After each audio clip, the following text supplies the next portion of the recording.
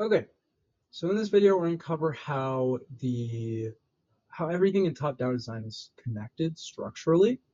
So yeah, how does this master sketch plus full robot document, Onshape document, connect with each feature document? And how do the feature documents connect with each other?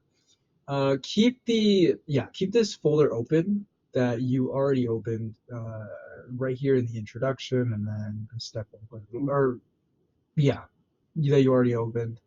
So if you've already done this, don't worry about this.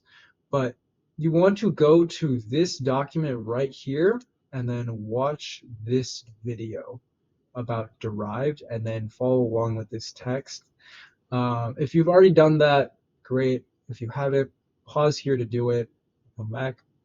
Once you're back, um, this is a picture of what this folder would look like as a diagram. I don't think it's like an official way to draw this, but I think it's a great way to visualize how everything connects, in top-down design. So red arrows represent a derived feature. For example, the drivetrain derives from master sketch. Basically, that just means we have a derived right here. This derives from the Part Studio uh, Part Studio Master Sketch. If you see here, the Part Studio name is Master Sketch. And yeah, that's what this arrow means. ARM will do the same, right? We have ARM right here, derived from Master Sketch. ARM also derives from drivetrain. I'll go back to that. For now, don't worry about too much. So the purple arrow represents an inserted assembly. So the drivetrain actually, this should say insert sub-assemblies. For example, the drivetrain subassembly is inserted into the full robot. So if you go back to this document, you look at full robot, you'll notice we have ARM subassembly and drivetrain subassembly both inserted into here.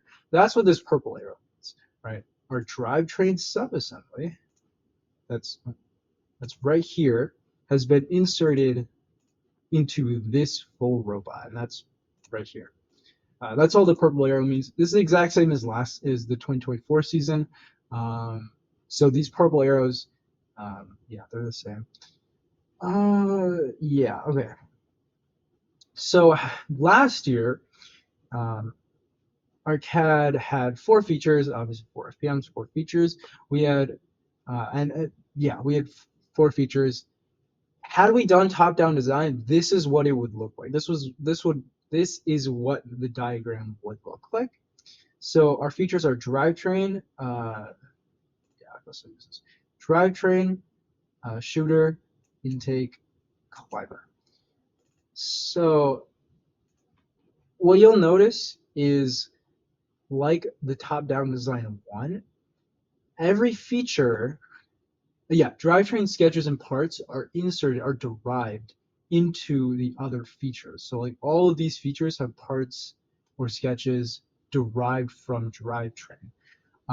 This is called a branching feature. I don't think this is like the official term for it, but we'll call it a branching feature. Does that make sense, right? Like you could call this like a leaf feature, leaf node, leaf feature.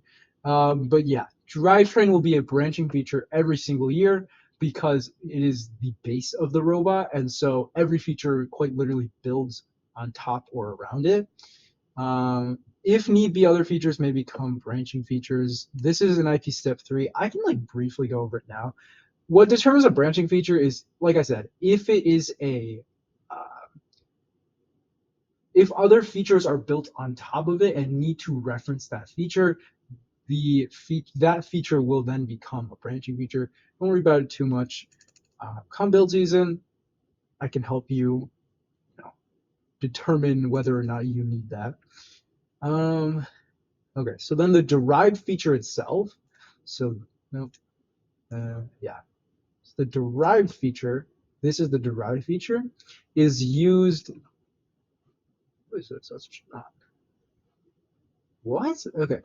Anyway, derived feature is then used, is used to derive sketches from the master sketch. This applies to all features. And then derive parts and sometimes sketches from other features applies to non-drivetrain features, only because drivetrain will never, hopefully never, reference another, what's it called, derived from another feature, because it's again the base of our robot. Um, Steps 1.3 and 1.4, so these two things right here, they will cover how to use the derived feature, or how to use the derived feature.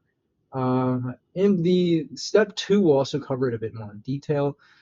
Again, this entire step is just to help you structurally understand top-down design.